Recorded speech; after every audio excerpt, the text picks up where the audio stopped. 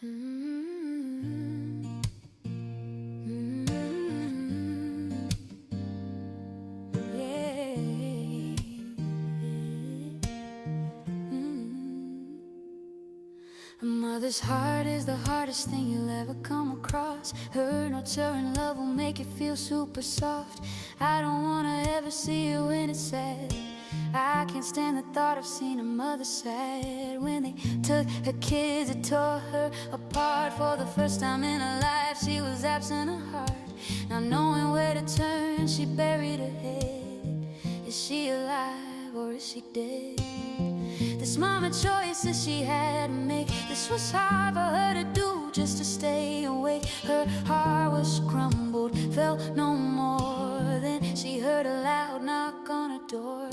Sam knows what it's like to be destroyed. It's a feeling that hides behind a noise.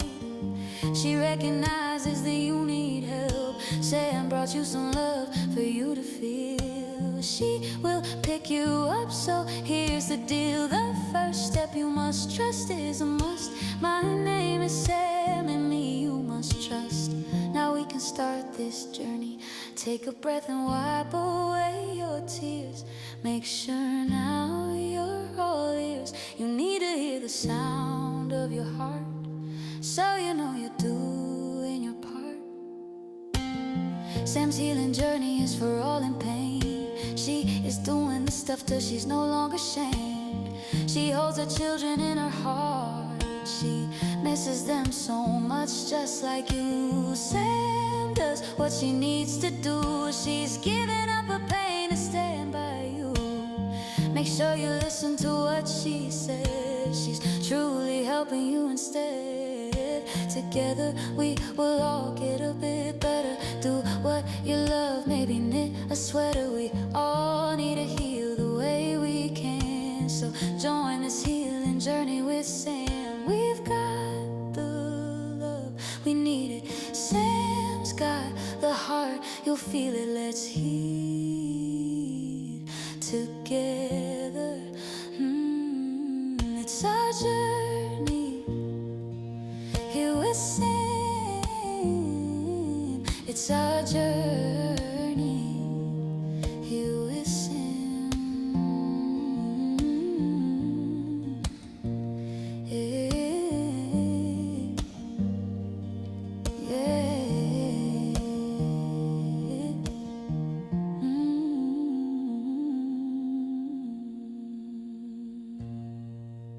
Parents who've lost time with their children carry a unique kind of pain.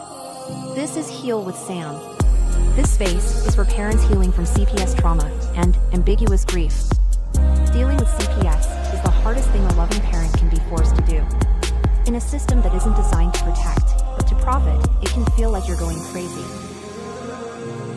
Join me in a conversation of self-discovery tools, self-care strategies, and empowerment techniques to help you overcome the challenges of life without your children, heal from trauma, gain clarity, and strength.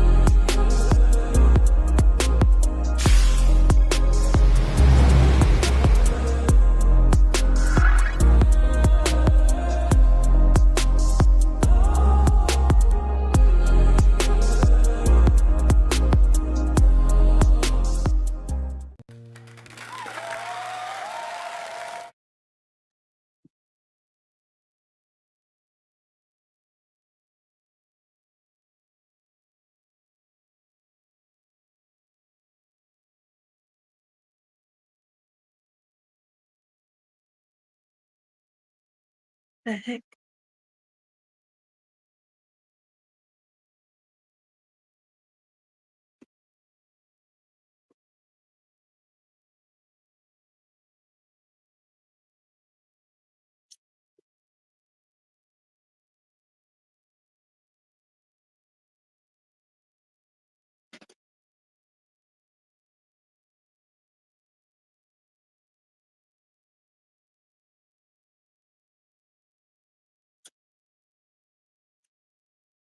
Okay, I'm ready. Hi, John. How are you? I'm going to ask you for a feeling word, so you might as well tell me. Hello, everyone. Thanks for coming. Please use the chat to comment and interact with me. Thanks. I'm Sam. I'm here with Heal with Sam show. And I love that. Thank you for putting that in the comment. I do promote every Saturday at 8 p.m. to be here, ask questions, make comments, get involved in the show.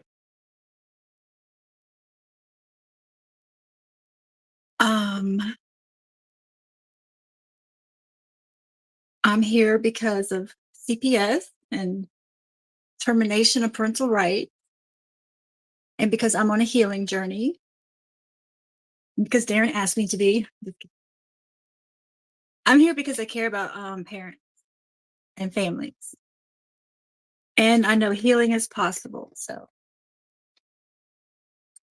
this is important to me. I have a topic for today, but I'm going to give it a few more minutes. See if John's got a feeling word or not. I don't. What's my feeling word tonight? I feel aligned. That's my word, aligned. And that's a good feeling. I was just saying how I lost my job for the past 4 years. I've been a server and I lost my job a month ago. And I thought I would fight for it, but I didn't. Like when my boss said it, it shocked me. But the second after that, I just walked away from it and I was just like done. Like I knew didn't even know I was done, but I was done. And now I have 3 months to rest and find out what it is that I'm meant to do.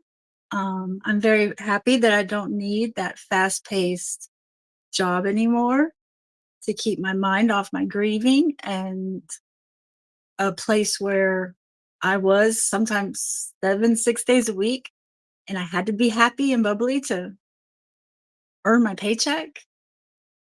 Fake it till you make it kind of thing. So it's kind of an honor that I'm not a server anymore because it shows that I have healed, it shows growth. I don't need that fast-paced job anymore to be okay and move forward. So that's a good thing. Hello, Miss Debbie. So I'm not a server anymore, and I was approved and got my first check this week for unemployment. So I have 3 months to rest, figure out what I'm going to do. I'm not, but that's the thing. That's why I said aligned. I'm ready to do what I'm meant to do, my sole purpose. And so I'm open to what God has before me, you know? And I don't say that in a lazy way whatsoever. Um, I feel aligned, and I just feel like things are going to work out because I've done the work and I've put in the work and I've put in the healing and I've been good to people, and I know I'm a good worker. And so I just really have faith that God's going to align what's meant to be. One of my favorite quotes is, when you walk with purpose, you align with destiny. So that's where I'm at. It is possible with God to heal, and that is what they do, causing you and me to lose our jobs. And with me, they are and have been preventing me from getting a job.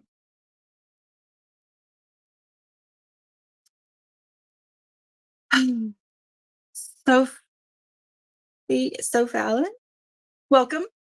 You have a cold, unfortunately. You need prayers. You got it. I do pray for you for healing and a quick recovery. And John, I'm sorry that they have so much control and power over your life. Um, ugh, they're not good people, CPS. And thank you for sharing. Sharing. It sounded like I said sharing. Thank you for sharing. I do hope you feel better, and I do hope you get your employment figured out. I hope I do too, but I have faith I will. Um, John, I don't know if your case is still open or not. I'm guessing it might still be open. Mine closed 3 years ago. And the topic for tonight is the way mine closed at my TPR hearing trial. Um, my story isn't so isolated. I'm discovering that lots of parents were coerced to voluntarily surrender their rights. I don't know how many parents. Those numbers aren't there to ever know, probably. But I think the numbers are probably higher than I even realize. I've talked to a handful of parents whose lawyers made them surrender their rights. I have a support group where two mothers, lawyers, did the same. And so I was going to share my story with that tonight. Oh, your daughter's case and in criminal court. I'm glad Darren's AI Punisher will include criminal court too. I know that's going to be so helpful for everyone. But so where I'm at currently, my mind wants me to have a backup plan. My mind wants me to put in job applications. And I don't think that's where I'm at. I don't think so. I think God has a purpose, reason for my pain, and I'm ready to explore that through my career, or life's work, however you want to look at it. I definitely wasn't born to be a server. When I was little, I used to say I wanted to heal the world. So kind of ironic, I'm here on a healing show.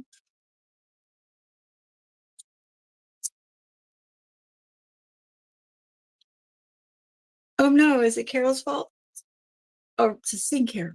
I'm so. Well, I hope it gets better, not worse. Knock on wood, I guess I'll share this. So I'm knocking on wood right now. I haven't been sick in 13 years. Not a sinus infection, not a sore throat. I know it sounds crazy, and I know I shouldn't jinx myself. I know it, but there literally is a wood desk right here, and I did knock on it.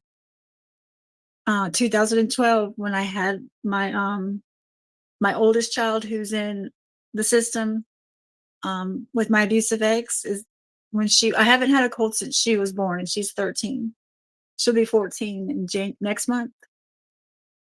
That's a long time without a cold. That makes me happy. But I certainly hope you feel better very soon. Those around me get sick, and I get to watch them suffer. I feel bad. Let me knock on some more wood. Hold on. Okay.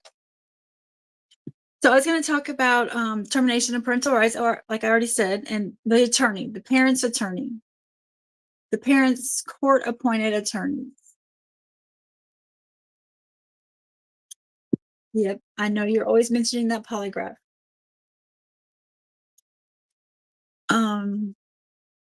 So a parent's court-appointed attorney. It's the, the saying, the phenomenon, I wish I knew then what I know now. That can carry a lot of guilt and regret with it. And so that's kind of where I'm going with this, but I don't believe in regret. And I know not to live in guilt because the system failed me. I didn't fail my children. And when I first started sharing my story, I left out the part where I surrendered, where I voluntarily surrendered my rights. Like that, it never crossed my mind. My case was almost a 3-year case because of because of the last requirement to have my own home, to have my own place. I had depended on a man for decades, and so to establish independence took me almost 3 years. But I did it. Not that it mattered to the state, but I did it. I was very proud of that. I still am. My point is, I fought for my children. I never gave up. It never even crossed my mind to do so. So when I went to my termination of parental rights trial that morning, I went ready to fight. I was scared. I was scared. I didn't know what to expect. I was scared. I was alone, but I showed up. And I had met with my attorney the week prior to go over my trial. I had witnesses there. I had the lady who supervised my visitations for those almost 3 years. My visitations never moved forward. So the lady who supervised me and my children for almost 3 years was there as my witness on my side to speak of the bond and care and nurture and, protectiveness that that I have with my children, former children. She was a witness, she was there. Um, uh, the case worker for the trauma, rehab thing that they send parents to, she was there. It seemed like m oh, my therapist. So, like, I went there for a trial. The trial began, we all stated our names, who was there in court, and my attorney goes, "I need a 10-minute recess." I didn't know what she was doing, but she and I went into the hallway, and she told me to surrender, and I told her no, I didn't want to. She told me to surrender, and I told her I was what's best for my children. I wanted to raise my children. She told me if I loved my children, I would do it. I will never forget those words. Those were her exact words to me. And this hallway is spinning. I'm in panic mode. I don't know what to do. In this moment, in that hallway, and all the moments leading up, I thought my attorney was on my side. It never crossed my mind that an attorney cannot represent their client. Like, I had no idea. So, in this moment that I'm not wanting to listen to my attorney, I was raised to believe that your attorney was on your side. So, like, I was so confused. Um, but she was presenting no other choice for me, no other options. And so I literally was coerced, which is unlawful. Um, Again, wish I knew then what I know now. In this moment, I knew none of this. In this moment, I just know that I'm in panic, fear, confused mode. And so she goes back into the courtroom and asks for a longer recess. And this POS court accepted my surrender. Like, I don't know if it was in court or after court, but because my memory gets very hazy after this, but that court knew that I didn't want to surrender. Like, they all knew. So, which now I know they're all in on it, but it took me a couple of weeks to or a week to start to see things for what they were, to start unraveling things, and then this made sense, and then going over my case like, oh well, that makes sense kind of experience. So it took me a week at least to unravel all of this, and it's a lot to take in. Plus I just had a TPR, like, I'm devastated. So and what I'm sharing isn't isolated. This has happened to other parents. And there's parents right now with open cases that this may happen to. And so I want to get the message to parents with open cases to be aware. CPS will keep a parent's goal reunification until the very end and then change it to adoption for no reason. And I think that's when their attorney steps in to, persuade them to surrender. And so if you're a parent and you're aware of this, you can be prepared on how to tell your attorney, no, I don't want to. And I recommend to any parent that if you don't want to surrender, don't. You should fight for your child. And there is a way to handle your attorney, I'm sure. So you can still have your trial, present your evidence, and fight. But all of that, takes preparation. And so a lot of parents now do know that's great. But for the ones that don't, like, I just wanted to warn parents that, this is what happens. It's, it's probably more common than I even realized. Like I said, I don't know the numbers, but parents are having to voluntarily surrender their rights.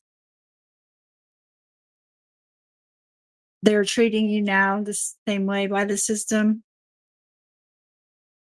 I know there's the AI punisher is the way around it to get through it, to still fight. Yep. What was I gonna say? Oh, a parent. I want to talk about a parent's guilt after that, or who's been through that. Obviously, it's very heavy, and their grief. So I personally believe that if a parent shows up to visitations and shows up to court, that termination of parental rights should be taken off the table, not even an option. Like, you're going to have to figure this out, state, and use your resources to figure something else out because it's not happening. But that obviously isn't a law because this isn't Sam's land, whatever. But when a parent shows up to visitations and to court, that there alone says so much about their bond, their commitments, their love for their child, you know? And like termination and adoption, those are such finalized things. Termination's like the death penalty. Adoption is finalized. Like, you are very rarely going to overturn an adoption. And so parents who are showing up, they're showing that they love their child, they have a bond with their child and things like that. But they're in a situational crisis. They might be struggling financially, or they may have caught a charge, but it's okay now. I mean, there's endless things that could have happened, but they were temporary. And so adoption and TPR should never be the solution to parenting. You know, it, yeah. But when a parent does experience TPR, in that moment, they're hit with panic and disbelief and a whole bunch of emotions. So much so that I remember wondering, now that I look back, am I even going to be able to catch my next breath? Like, I don't know. Is air coming? I don't know. It's an out of body experience. It hits you so hard.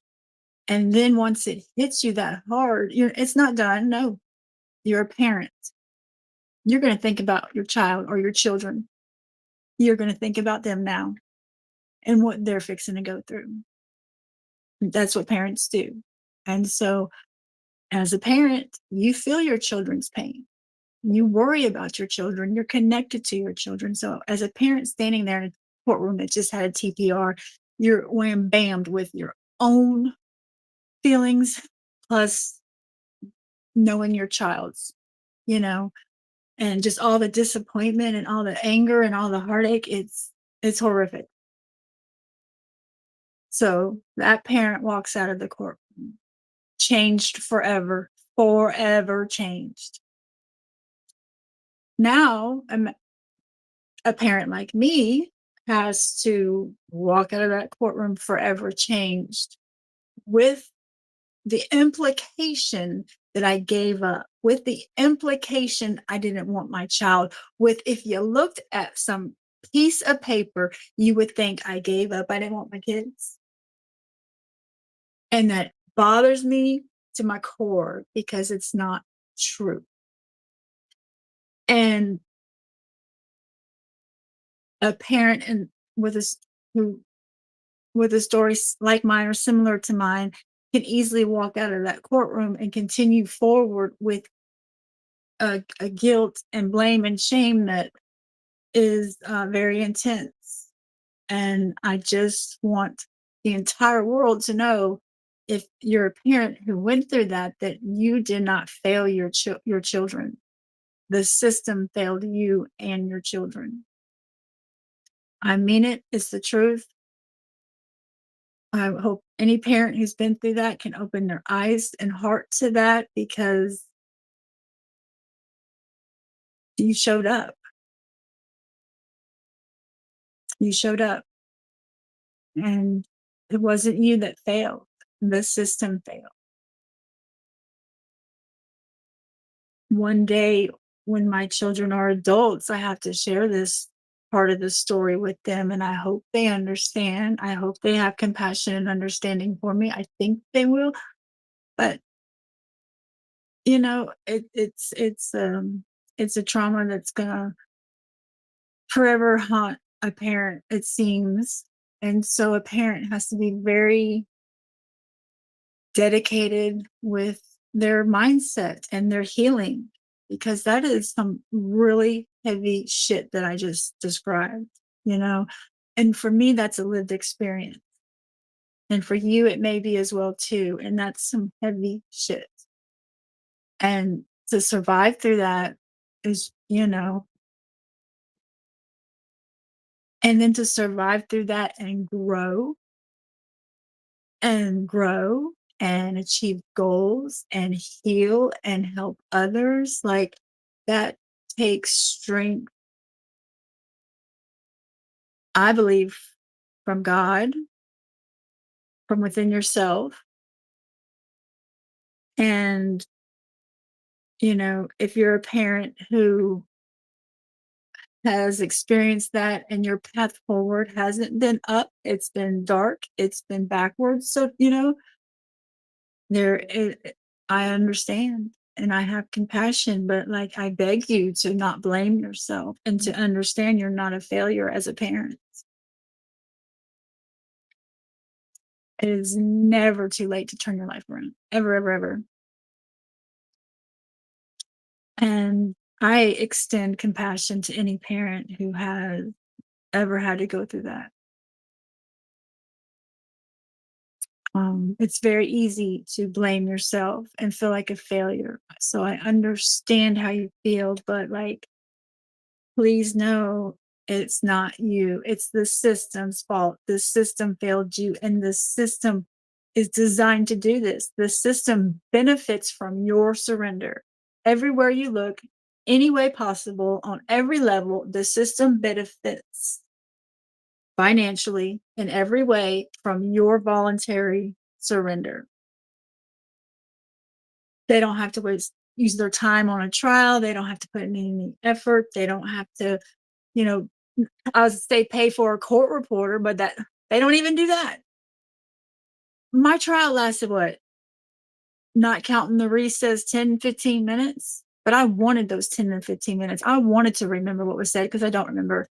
And so earlier this year, when I was going to reinstate my parental rights, Florida makes you wait 3 years. August was 3 years. Last summer, I went to this court place that I do not like, but I wanted a record, a transcript of my TPR. We don't have that. We don't do that.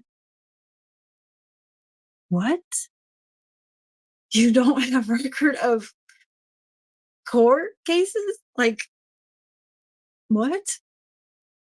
I was supposed to know that, and I was supposed to know to get my own court reporter and pay for my own court reporter if I wanted a transcript. I missed class that day. I didn't know that, so I forgot where I was going with that, but it makes me mad. I forgot where I was going with that. You were never alone. That is so true. Um, my favorite my favorite Bible verse when I began my spiritual journey was in Deuteronomy. Um, I shall never leave or forsaken you. That was one of my first favorites. Um, I'm not going to get into this today, but um, I do like to talk about the parking lot after everything I just shared. when I got in the parking lot, CPR trial, everything I just shared, stepping out of that courtroom into the parking lot to walk to my car. I got a whole story about that parking lot. So John reminded me to say it like that because God met me in that parking lot when I walked out of that building. You better believe it, he did. And some very profound things happened from that courtroom door to my car door. And I wasn't parked that far from the building, but God met me in that parking lot after my termination of parental rights. Thank God. Thank God he did. So yes, God is always there if we allow him to be. We're not alone. Thank you, John.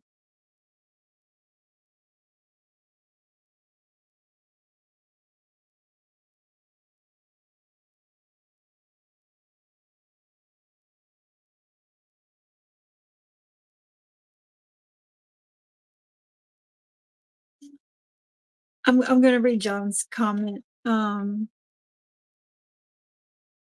It hits home with me in several places where he says God is tempering you and healing you as the enemy is doing this. You will grow and become stronger, and as they what hate you will learn not to hate them and get accountability that way without fear.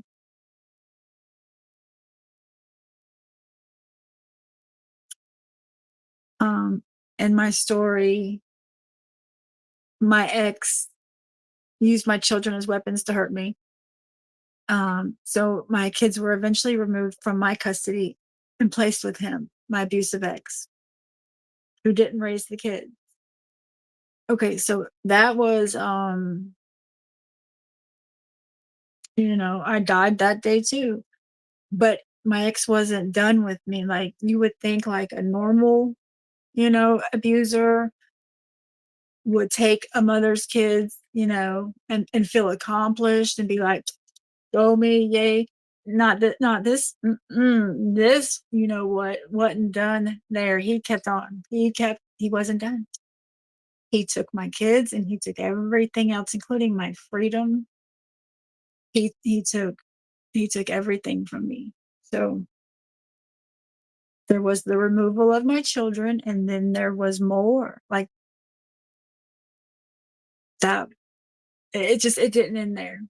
Besides having to be a part of the system and deal with CPS and their bullshit, and my life becoming a chaotic nightmare that I had no control of. CPS had control of everything. Like besides that, I still had this psychopath, you know, destroying my life. Yeah. And everything he did, I never reacted. That's what that made me think of too. God was my vindicator. I believed that um my ex was coming after me, hit after hit after hit. I went to jail for the first time 4 times in, like, 3 months. Um, he turned my family against me at one point. He turned the town against me. He ruined my good reputation, like and he didn't take care of my kids right. He told my kids things about me, 1, that wasn't true, but 2, if they were true, he told my children things about me that you don't say to a children about their mother. I mean, my children were not in a good, safe place, thriving, like CPS caseworker said in court. I about fell out that day. But I never reacted to him, to my ex. I turned to God with all that anger. And I don't even mean anger. I'm talking about rage. I was so angry. Like it scared me. I was so rageful. It scared me. And so, but I took that to God. I never once called my ex and was like, I didn't do that. I didn't call a hitman and be like, look, I'm gonna put the money under the bench. And I didn't do any of that. He never got a reaction from me. Um, uh, Part of that was because God is my vindicator. And another part of that was because I knew if I lashed out at him, that he had my children in his custody. And if I caused him drama and upsetness, that he would turn around and take it out on my kids in some way, you know? So that was a probably even bigger reason I didn't lash out at him, because it would trickle down to my children. But God, as my vindicator, brought me the comfort I needed from not being able to lash out. You know, like I wanted to like get in a ninja costume and just go straight through his glass front door and start taking people out and scooping up my kids and leaving out there, jumping on a boat, moving to a different country. Like I was ready to do every bit of that, but I couldn't. So that was a lot of stuff to have to keep in and not be able to react to. So I turned to God for every bit of it. And I am very proud to say that every single obstacle he threw at me, I overcame. And as I sit here today, I am a better person than I ever was. So thank you. Wiser, stronger, all around, just a person who I've grown to like.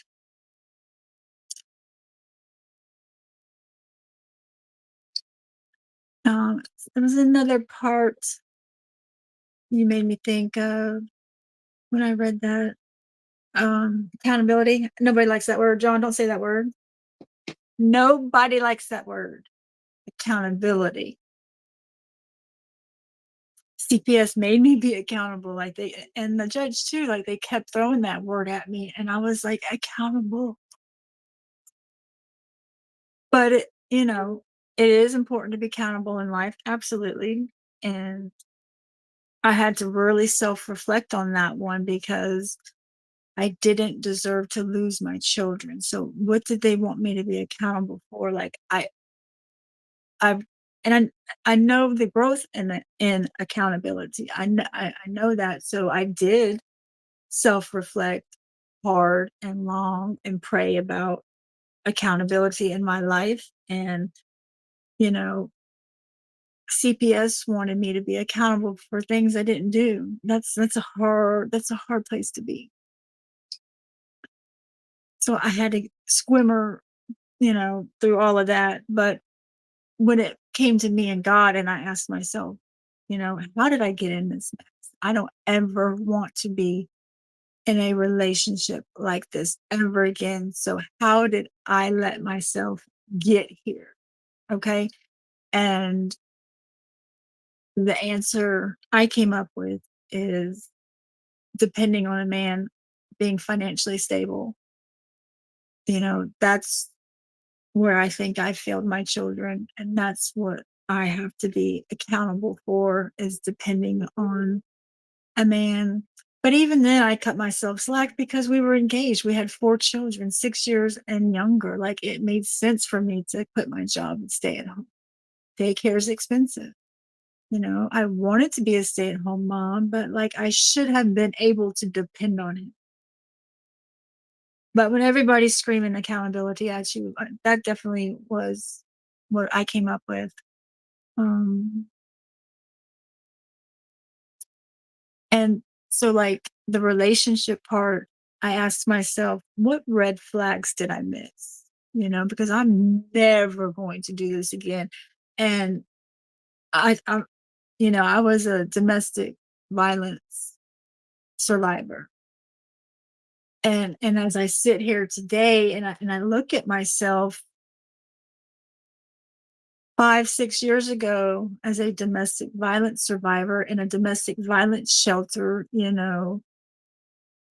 my ex had very serious charges that involved very deadly weapons, and 4 of his cases where I was the victim. Like I'm a domestic violence survivor. And um, so I asked myself, what were the red flags that I missed? Oh, I know I was going to say, though, I am a domestic violence survivor, but as I sit here today, I can promise you that no man will ever lay his hands on me again. It's not going to happen. Like it, it's not going to happen.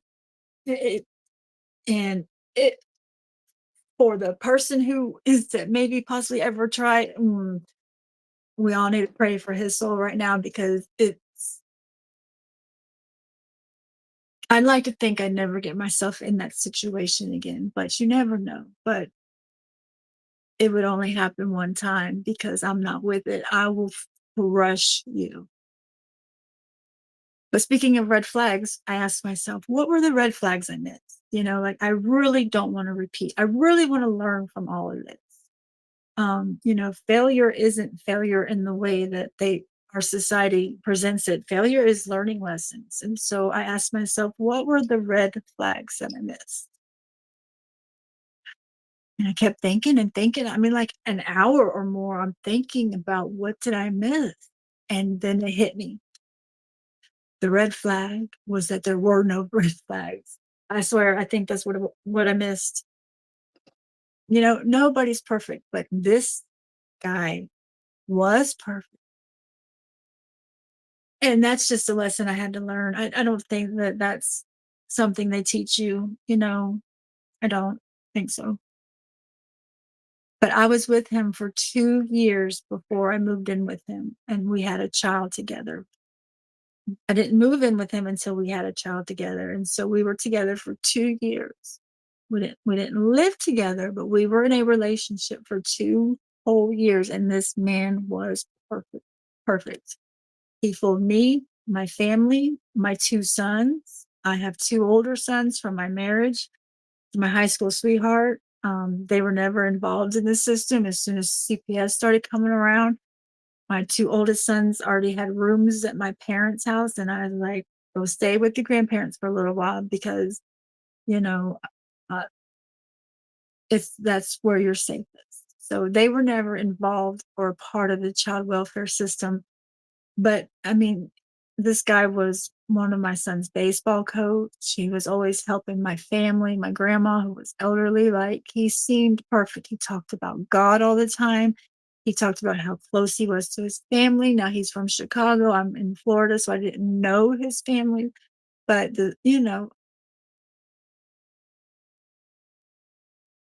he was perfect. And it was all an act. So um hello, Michael, Jennifer.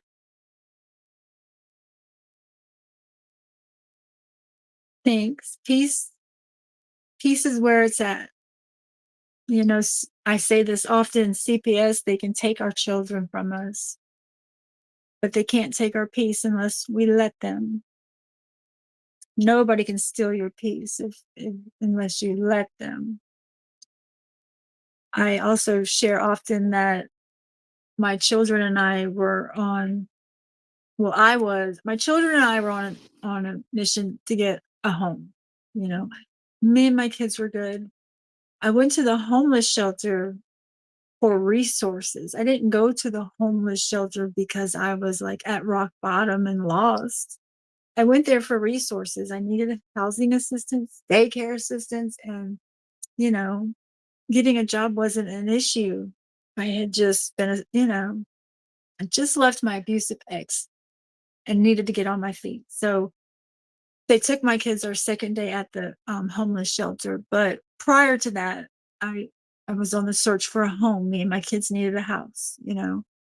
And I just knew that once we found our home, our place to call home, that I would finally find peace. I just knew that I wanted peace. Me and my kids deserved peace. I was on a mission for peace and I could see it. It was in our home whenever we found it. Whatever we found, I was going to make that house a home. I'm creative like that. And that's was going to be where my peace was. I knew it. And then later on, I learned that it was peace is inside of me. I had it the whole time, didn't even know it. So yeah, peace is definitely from within, and that's what CPS wants. To treat, they want to destroy our families, and then us parents go on with no peace and isolation, no power. And so healing is so important. It gives you your power back. I think sharing your story is probably like the most effective way to get your power back. You know, legal procedures obviously are, but those are kind of rare and difficult right now. Until the Punisher AI comes out, then more more of us will be doing it and it'll be easier. But for the past decades and decades after TPR, parents don't see a lot of hope. But when you speak your truth, it gives you your power back. And when you heal, it does too. And our children need the healed us. So that's why I'm on a healing journey.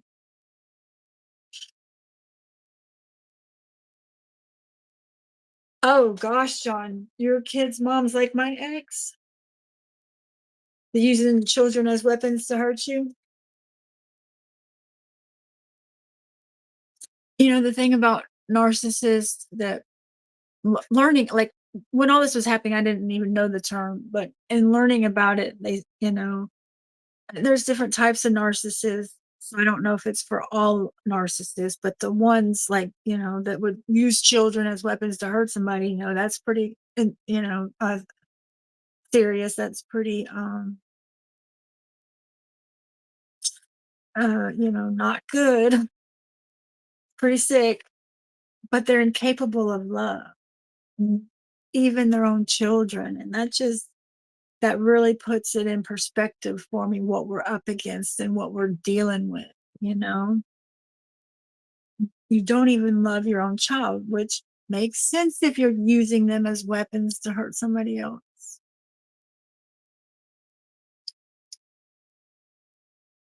You know, when I had my CPS case, I didn't know about the corruption. Within the first 3, 4 months, I began to realize there is something wrong with this agency and their courtroom. I didn't freak out. I didn't dive into studying my rights like I wish I did. That I don't believe in regret, but that is a regret I have. Not immediately using that time away from my kids to learn my rights, but I wasn't even myself. So just compassion for ourselves. But what the hell was I saying? Do we all not do that? Oh my goodness, what was I saying? I don't remember. I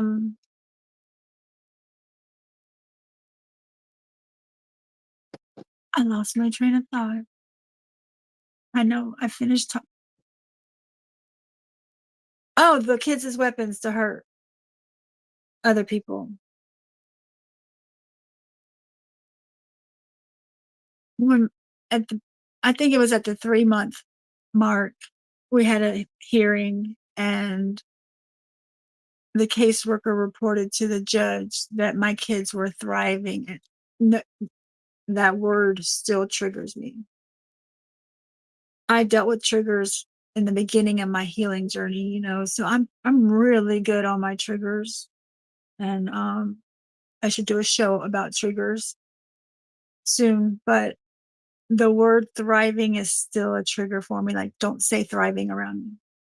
Because this caseworker went and told the judge, and this courtroom filled with child experts, supposedly, and professionals and people who care and advocate and know about children, right? There's a courtroom full of these people. Like, that caseworker told the judge that my 4 children were thriving. I'm looking around like, is somebody going to like raise their hand and say, that's a red flag?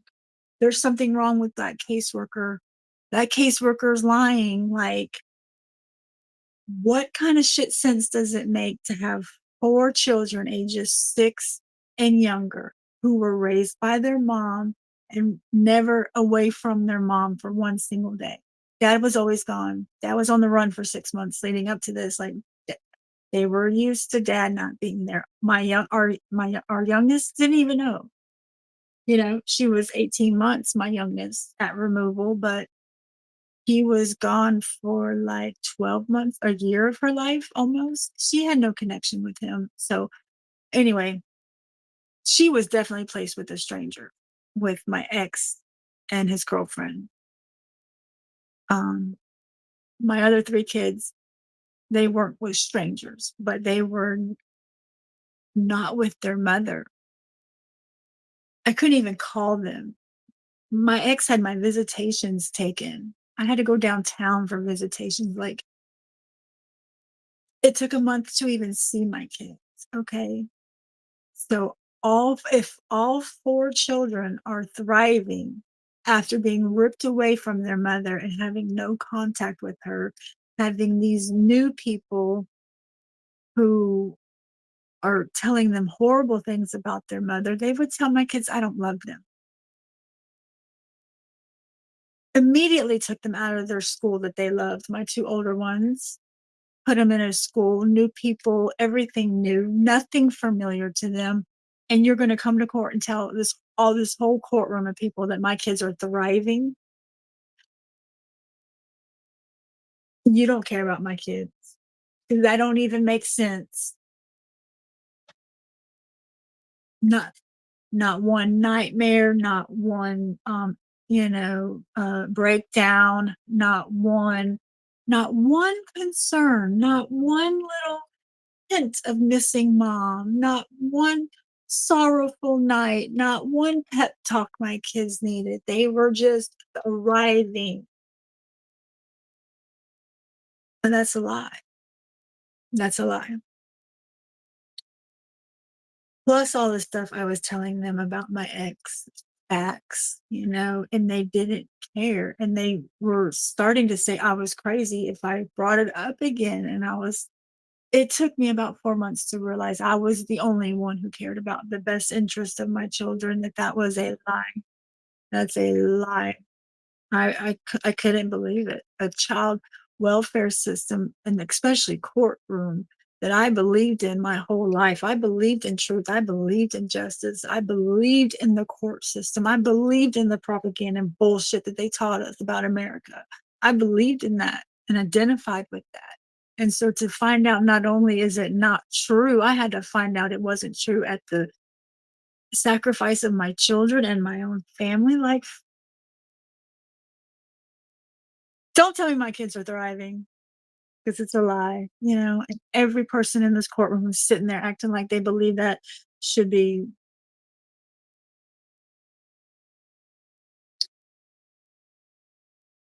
ashamed.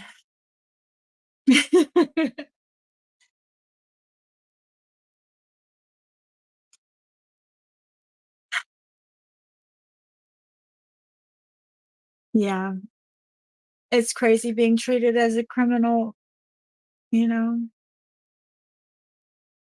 when you're not one. More lies that I was sold about America, you know, guilty or innocent until proven guilty. No, I immediately realized that I was guilty, or that they thought I was. And so, we got a few more minutes. I've been sharing. I keep feel like I'm saying Sharon's name. And I'm not saying a woman's name or my friend's name. I'm saying sharing. Sorry. Um, I don't know. I hope this helps somebody. I'm working on a guest for next week. I know the holidays are coming up. I really would like to be sensitive about that. Um, at least show you my pink Christmas tree. I was considering boycotting the holidays, and then I didn't want to, but I was considering it. Um, but I know my kids don't want me to, you know, I was considering boycotting it, but not in a trauma depressed kind of way, just in a why not kind of way. Um, plus, anyway, so I did decide to participate when the idea of a pink Christmas tree came to my mind. So I do have a pink Christmas tree, and pink makes me happy. So I'm somewhat getting into the holidays, but I know they're a very hard time for parents. Something that I experienced 100% these past 3 years to this day is I don't know the date. I don't know. It gets me in trouble sometimes. It does, but I don't know the date hardly ever.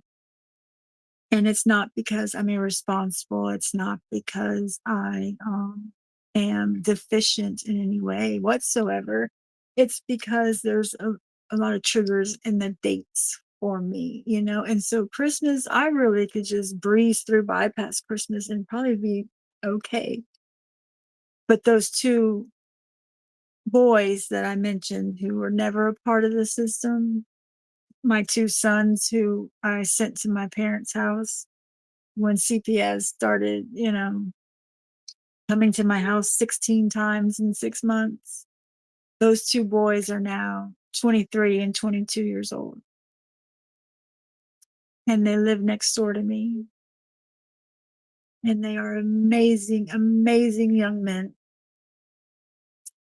And they care about Christmas. So I show up for them. God bless God. I think all children are blessings, but God truly blessed me with my 7 kids. I have 5 who were taken, and then my 2 older ones. That's 7 kids I've given birth to. And the statistics, show that one of them should have had a learning disability. One of them should have had, a health issue. One of them should have had ADD, or one of them should have had, some kind of something. No, all 7 of my children are healthy. Of course, my younger ones I haven't seen in 3 years, but I'm sure they're almost said thriving, smack me. Oh my God. I know my children are like their mama, and I know they're getting through this. And I hope that they're having a good life while we wait for our reunion. So, um, as I know, when they were in my care and at birth, all my children that I don't have contact with were healthy. And then my 2 sons next door are healthy, and they're all smart. And I think they're all beautiful, of course. But I mean, what a blessing, such a blessing. I thank God all the time for my 7 blessings. Um, but I have 2 young men that live next door to me who I'm so proud of. I'm proud of all my kids. My kids I haven't seen in 3 years, I'm proud of them too. I know they're doing what they gotta do to survive, and I hope they know I love them and that I'm supporting them from afar. And when we reunite again, I hope they know that I have nothing but unconditional love and understanding for anything that they had to do or choose to do or that's happened. Like, I have nothing but understanding and love to give my kids one day. So I think it's been an hour. I know my mouth's getting dry. I've talked too much. I guess I needed that. Thanks for listening. Um, keep an eye on the WWCPS breaking news website for the AI Punisher that's being launched to help you with your CPS case. Time for families to start reunifying. It's coming. Um, Next time I'll have my pink tree behind me, or I'll take you out to see my pink tree. Um, I don't know, lots of things coming up, but thank you for being here. Thank you. I appreciate that. You got the link. No, I don't think I have seen you on Tiffin the Punisher. I've seen the Angry Citizen and Henry. Those are the only two people I recognize from Darren's show. And well, last week I saw the Warrior Project guy. But I don't do you have TikTok? And I have an email and a Facebook. I don't know what social medias you have, but I would love to put a name, a face with a name. All right, y'all. I guess I'm out of here. My mouth is dry. I've talked too much. I hope it helps somebody. Thank you for being here. And I have a supportive community on TikTok at Sam's Healing Journey.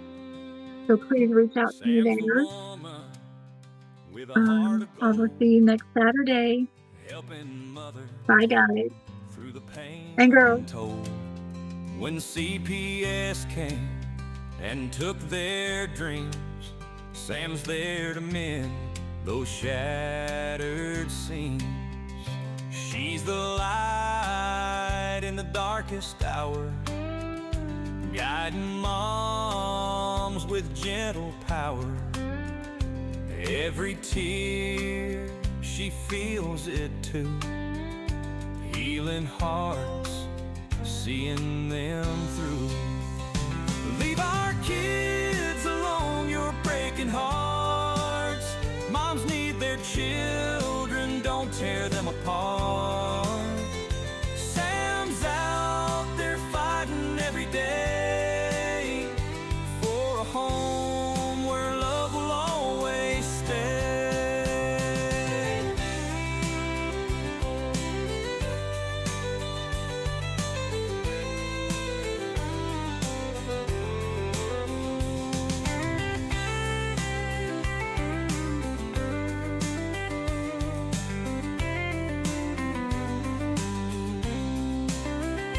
Trauma lingers, cut so deep. Sam's the one who helps them sleep, with a hand to hold and words to say. She brings hope to a weary day. In a small town where the whispers start, Sam's the shield for every breaking heart. Through broken dreams and endless nights, she stands tall and she shines her light. Leave our kids alone, you're breaking hearts. Moms need their children, don't tear them apart. Sam's out there fighting every day for a home where love will always stay.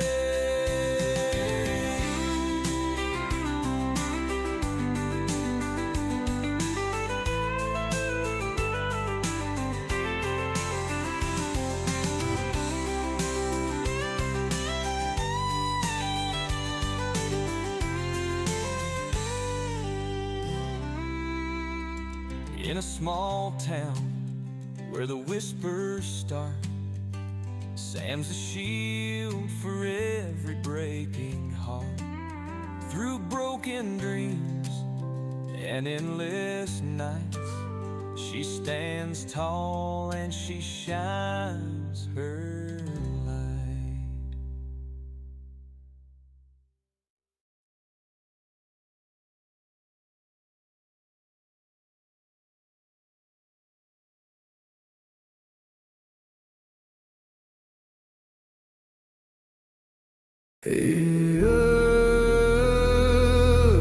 They said don't fight the system.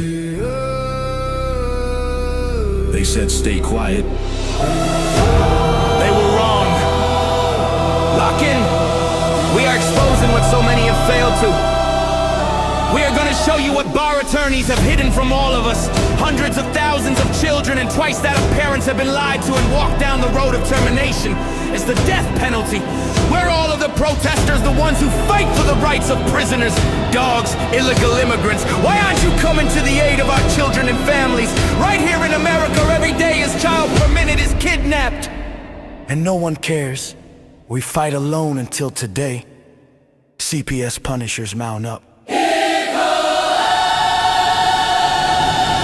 Here comes the CPS Punisher. Anonymous tip, another lie from one of them.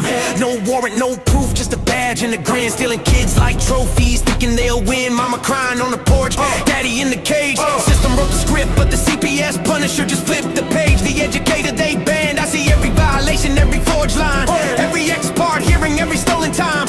One tap of the app and the truth ignites. Welcome to the CPS Punisher, now we can fight. CPS and the courts have lied to us all.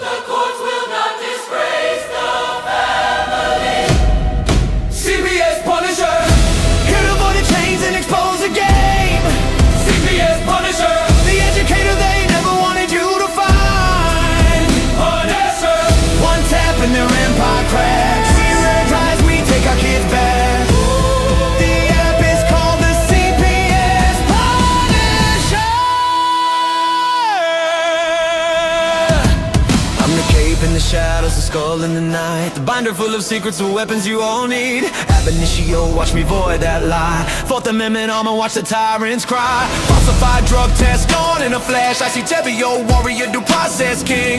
Every parent hero when the hotline rings. I call it justice. Download the truth, now the system busts us. From the courtroom to the streets, hear the battle cry. The CPS Punishers arrive. Kiss your bar asses goodbye. They tried to silence us, now we're the loudest voice in the room.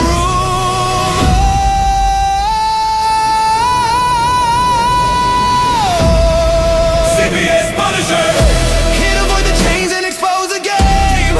CPS Punisher, the educator they never wanted you to find. Born as her, the children never leave again. Families rise, we never look back.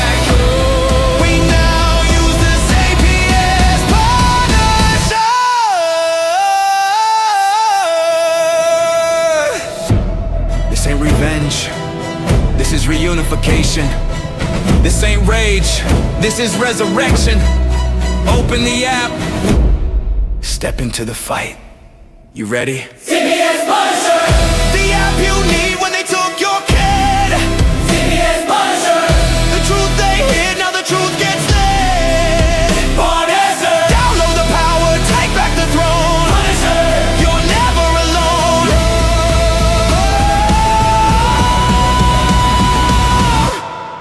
CPS Punisher, the educator they never wanted you to find. Void complete, family restored. The bar is finished, the Constitution will prevail. Judges do what's right. Treason is your penalty.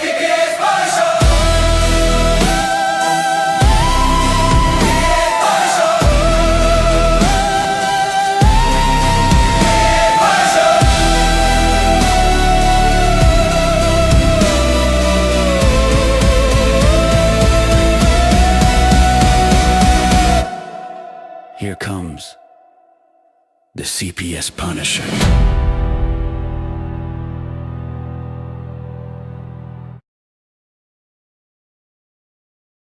Imagine being a child who has been torn away from their security blanket, their parents. Imagine being a child who has been torn away from their security blanket, their parents, the ones who stopped the boogeyman from terrorizing the nights and curing their boo-boos when they scrape their knees. Now just imagine how they mightst feel when the CPS meant to protect them tears them away from their supposed abusers and places them with strangers who have zero comforting skills. They need to be calm. They are confused, lost, panicked, and needing their parents, but CPS took them away for the purpose of saving them. The kids don't even know why, and they are told that the parents they attach to no longer want them. What do you think that does? Do you think that this is how protecting children is supposed to look? Abolish CPS.